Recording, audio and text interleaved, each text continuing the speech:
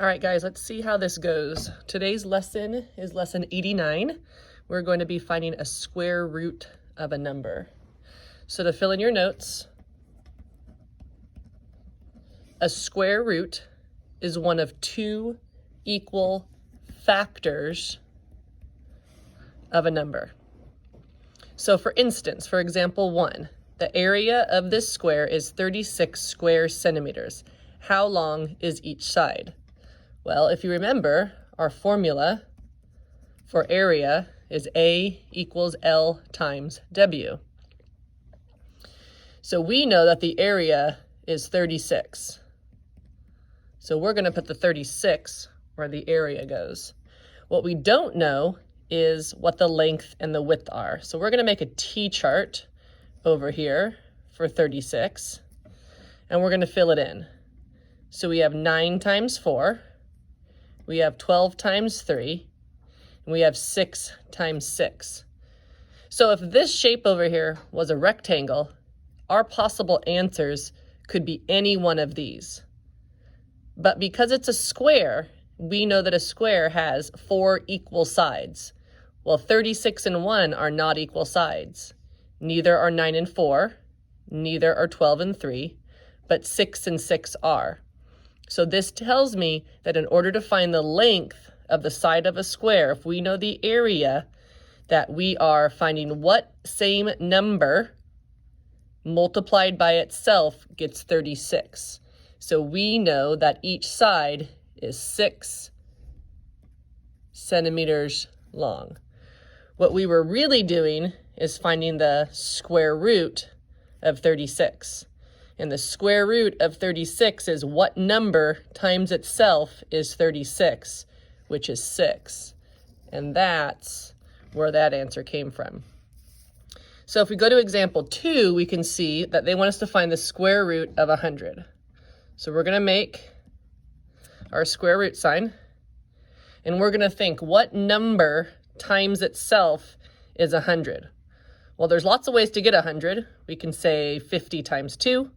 We can say 25 times 4, we can say 20 times 5, or we can say 10 times 10.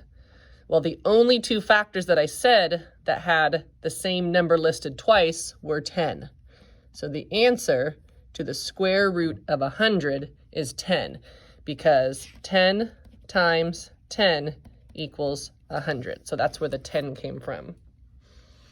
So a perfect square has a whole number square root. The perfect squares we have memorized are, well, 1 times 1 is 1, 2 times 2 is 4, 3 times 3 is 9, 4 times 4 is 16, 5 times 5 is 25, 6 times 6 is 36, 7 times 7 is 49, 8 times 8 is 64, 9 times 9 is 81, 10 times 10 is 100, 11 times 11 is 121, and 12 times 12 is 144.